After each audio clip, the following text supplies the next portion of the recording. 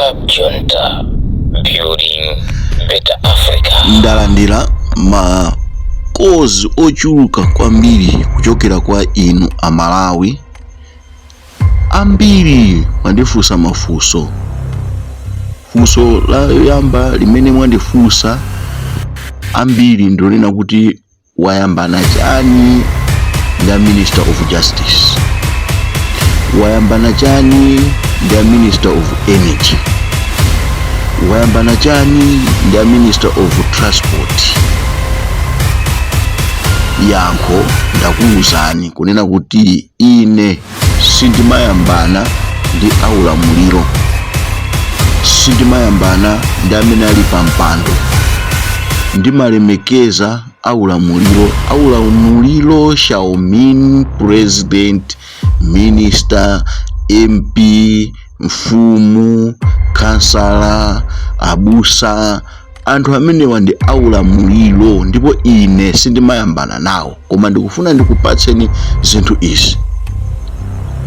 Ngati mwina simukudziwa, mukufuna mukuyenera kuti mudziwe izi, kunena kuti kunzimba kunapezeka anthu akufa oposera 30 ali muzenje opezekeratu paka anthu anapita ndi ukafukula kumene kuchako, anapita ndi ukafukula ndikumaona anthu zimene zijazo. Anthu anaona zinthu zodabwitsa kwambiri dziko lino la Malawi.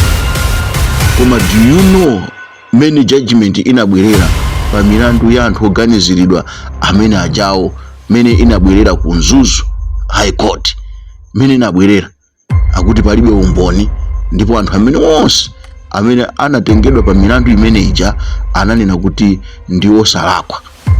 Do you remember, you Malawians? Mukukumbukira zimenezo? Kuti panamangidwa anthu amene anapezeka kuti kumapeto khoti lilalamula kunena kuti onse amene adapezeka ndi milandu imene ijayo panalibe umboni. Do you remember that? Kodi imene ijayo inachita fall mu ministry itiyo, imene kani imene ijayo inali mu ministry iti. Do you know Malawians, kunena kuti as we talk today Salima Sugar ma account yake ndi otseka and they are not operational. Do you know that? Zolena kuti Salima Sugar amene apezeke mdziko muno akhala uja wonena kuti akupangidwa kunja, ndipo azangobwera ndikachita flood mashop a dziko lino la Malawi. Chifukwa chonena kuti kusalima Sugar ma account ake onse adatsekedwa ndi anthu amene adawononga ndalama, amene adawononga Salima Sugar, amene adawononga Green Belt Initiative. Koma omwewo ndikukhala ndi mphamvu ndikupita ku makhoti ndikukatenga injunction ndikuyimisa ndikumanga Salima Sugar yonse. Panopa inuyo mukati mupite mashop ndikuti Sugar amene mungampeze ndi wa Ilove, wa Salima Sugar kulibe. Do you know that? Injunction imene imaperekedwa ikuchita fall mu ministry iti.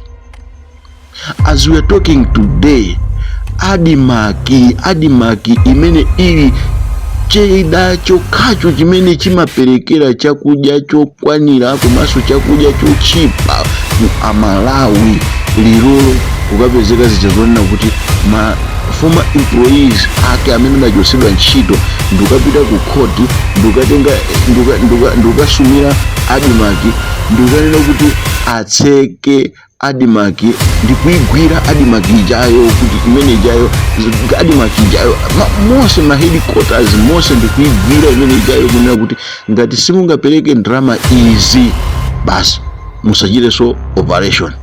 Sikupha Malawi kumeneko, ndiye mukaone inuyo kuti zimene zijazo zikuchita under which ministry.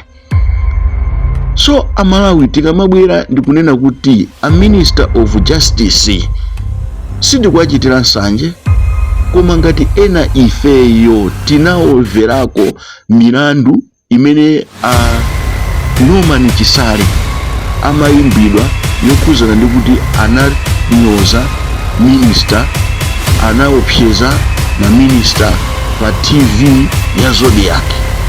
A Minister of Justice anali kumeneko ku koti kumene amakaperekera umboni, koma maloya kuwafunsa mafunso a minister ndikumafika paja popuka thukuta, ndikumachosa magalasi ndikumazipukuta, pepala lawo limene anatenga pa zolembalemba ndikumagwa, messenger uja ndikumabwera ndikumatolera pepala lija ndikumapatsira. Inuyo mutati mukhale inu, how can you judge that minister kuti is he in control of the Ministry of Justice? There are so many things zimene zikuchitika zichizonena kuti ma injunction osadziwika bwino, ma injunction osadziwika bwino, ajaonena kuti kupeza munthu ali ku nyumba akapezeka zizoti akuyenera kuti achite chinthu cha phindu choti chichitire dziko lino la Malawi, ukapezeka zizonena kuti kwatuluka injunction, zinthu zakanika. Ma judgment, ma default judgment, anthu asauka dziko lino, anthu asauka, kusauka mpaka kumalandidwa ma filling station, kumalanda ma filling station ati default judgment. Kungopeza kuti ayayi simunachite oblige ndiye kuti basi panopa inuyo mukwena mupereke 30 billion, basi mukwena kupereka, basi ngati simukupereka masherifi akalanda zinthu zanu. Zikuchitika zimenezozo. So zikufunikira Minister of Justice amene akhoza kukhala connected, amene akhoza kukhala kunena kuti akhoza kumaopedwa, amene akhoza kukhala kunena kuti palibe amene angampange njomba, chifukwa kuti iyeyo akuyang'ana za justice. Kodino kutakhala kuja kuti ngati mene timamvera kunena kuti kumwamba azikanena kuti iweyo unapanga zotere pita kudzanja langa lamanja, iweyo sunapange zotere pita kudzanja langa lamanzere, iweyo. Kodi judge amene yoyo amene azikapanga zimene zizi atakhala kunena kuti iyeyo mwa iyeyo sakudziwa justice, zikachitika molongosoka. So we need to take that kuti kodi mene zikuchitikiramu, and you are maintaining the same person every cabinet, and cabinet yopita nayo kuzisankho akapezeka kuti munthu ngati ameneyo adakali momwemo mu cabinetimo. Kodi mutakhala ngati inuyo mukhoza kunena kuti munthu ameneyi pamene ife tikunena kuti iyayi kandi payekha amayenera kungochita resign. Kodi Council Mordecai Msisha adagwira ntchito ya mphamvu kwambiri, adagwira ntchito ya mphamvu kwambiri pa milandu imene imakambidwa yokhuzana ndi zisankho mu 2019-2020, koma atayiwina milandu a MCP ndi UTM, atawina milandu a Mordecai Msisha, mukudziwa inu kuti adapasidwa mpando, ndipo adanena kuti iyayi ineyo ndi asire anyamata apange zimenezi. Tikudziwa panali maloya amene anali amphamvu kwambiri mu nthawi ya Kamuzu, koma tsopano pano kwabuka anyamata amene akupikisana pa ground, amene akuona kuti kodi amene akuthamanga zenizeni ndi ndani, kotero kuti anthu amene wowo atha kumagwira ntchito, atha kumadziwana. Mwachisanzo kungopezeka zija zonena kuti Minister of Justice payikidwa, mwachisanzo payikidwa Council wapona kita. Ndani amene angabwere pamene paja ndikumapangapo masewera? Ndani amene angabwere ndikumapangapo masewera? Ukapeza kuti ayi. So why tikukakamira anthu amene tikudziwa kuti anathamanga mu nthawi imeneyoyo, mwina makompyuta asanafike paja kuti pokhazikika kwenikweni technology iyi isanafike kuti anthu asakuwerenga kwambiri ndi lero tikwasiya pamene pacha. So mukandifunsa kunena kuti wayambana nawo chani a minister justice, palibe kuyambana ndi munthu, koma ineyo ndaona kuti boma limene lili lathu, limene tikuwuzidwa kuti boma ndi lomweli, ngati silichita bwino ifenso nkukhala chete ndekuti sitichita bwino. Amene adziwa kuchita bwino koma osachita kwa iye kuli tchimo. So ine ngati munthu mmodzi amene ndimalidziwa khomo la chalichi, ndikuyenera kuti ndiyankhule kuti kodi choyenera kuchita ndi chani.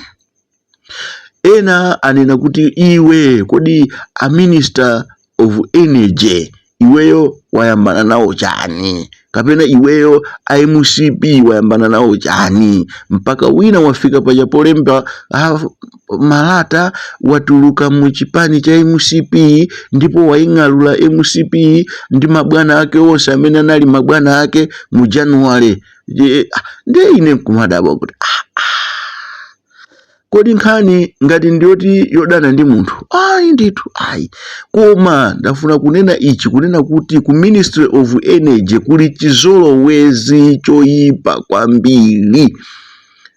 Eskom panopa Eskom yapanidwa ndi munthu mmodzi weniweni, dziko lonse la Malawi yapanidwa ndi munthu mmodzi.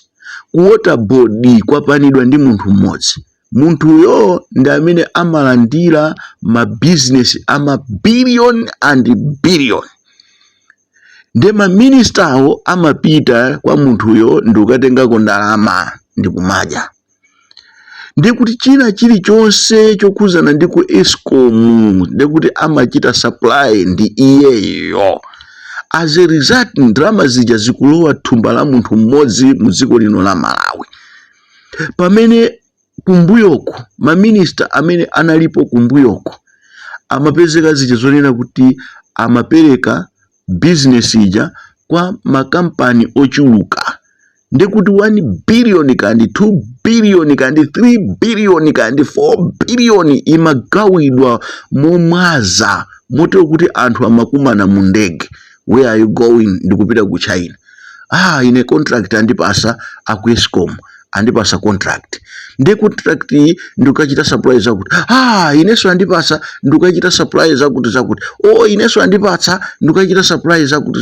As a result anthu amapezeka kuti akusangalala pamene mabanja 10 apasidwa business kaya ndi 200 million kandi 300 million, ndi kuti aliyense wa banja limene lijalo amakhala ndi anthu ake, antchito ake amene amasangalala, amakhala ndi azibale ake amene amasangalala, amakhala ndi ana ake amene amasangalala, kotero kuti anthu amene ajawo kunena kuti boma ndi lomweli silinali vuto. Tsopano anthu aja amakhala kuti kuzolowerana kuja kunena kuti ndikangwayimbira minister ndi kuti zinthu zatheka. Ndi pali anthu amene akupezeka kuti akupanga okha business ku Eskom, ndi akamapanga business ija okha ndi akubwera sopano kumakanama kuti ayayi ifeyo tili ndi chimanga tikapatsa anthu. Munthu ndikumaganizira kunena kuti awawa ndikuti akupanga za chifundo, koma osadziwa kuti iwowo agwira ngodi, apanga ngodi umene wowo ndi wawo. Pamene Eskom imayenera ikhale ija yonena kuti by now taonjezera ma megawatts, kutero kuti kumudzi kwa wina aliyense ma MP amene tili nawo panopa 193 constituencies by now. Pamene Minister of Finance oyamba amene budget yake inachitidwa pass in just 1 hour mu parliament chifukwa cha ma 200 million ndi marepu 6 marepu 7 marepu 8 marepu 9 inafunikira kuti constituency ina iliyonse by today kuli magetsi.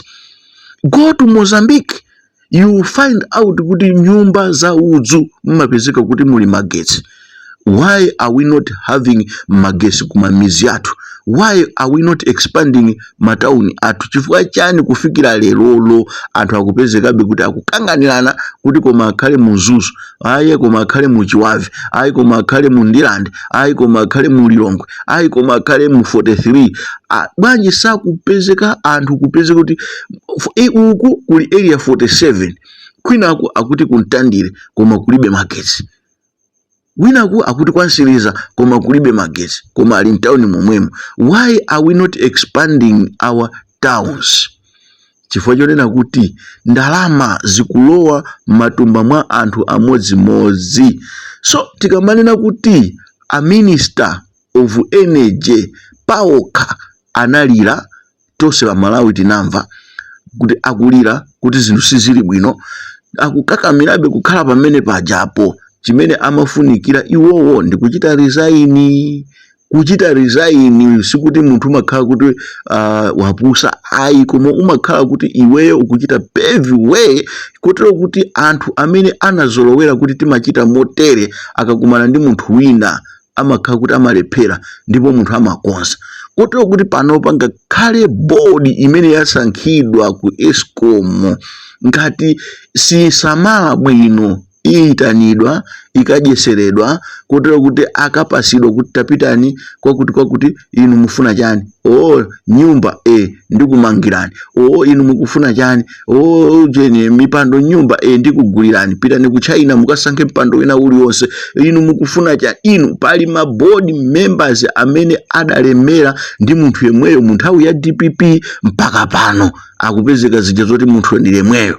So kufinya chithupyachi chikufunika kuti tithandizane kuti chifinyidwe ndithu, kuti ngati ma institutions aboma ngati sakuyenda bwino, ma parastatal organizations aboma ngati sakuyenda bwino, ifeyo tikunena kuti akuyenera kuti anthu azichotsedwa, akuyenera kuti anthu azichita resign ndizichitira ubwino.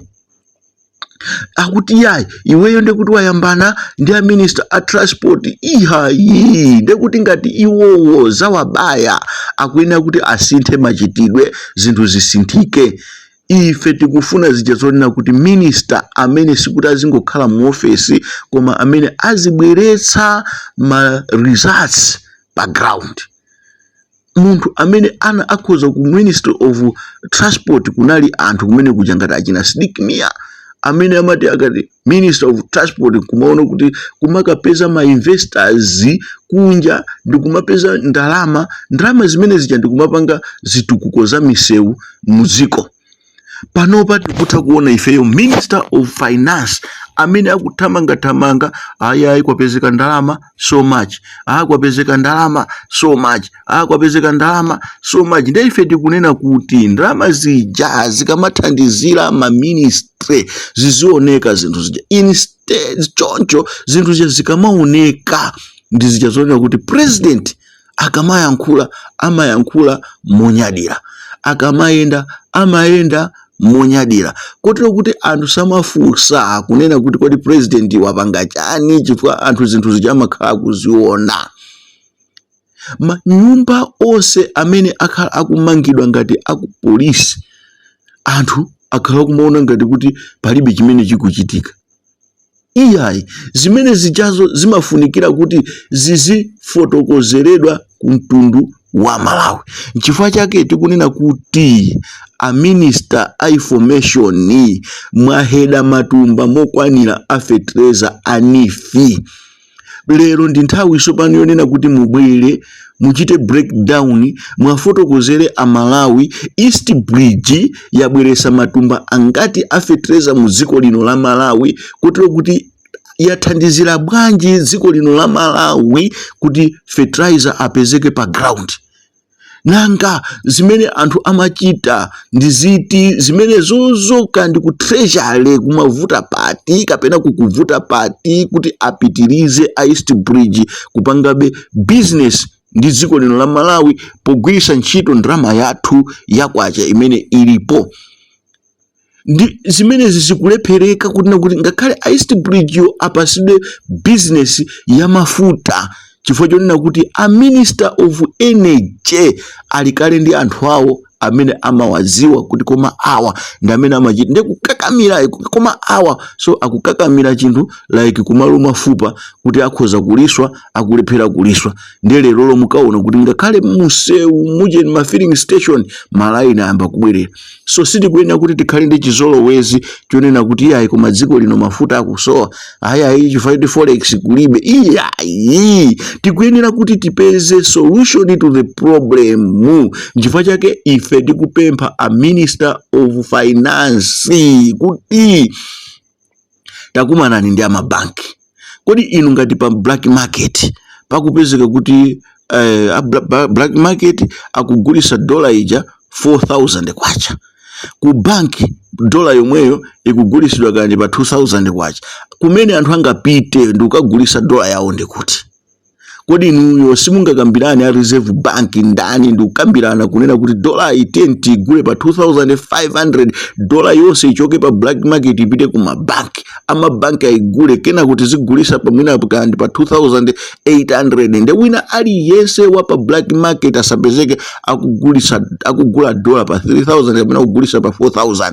Ndi zimene tikunenatu chimodzimodzi ku Adimark tanena kuti panafunikira paja ponena kuti chimanga chose chija pa ground chigulidwe pa 70,000 ka 60,000 ndi chomanga chonseja chipite ku Adimark.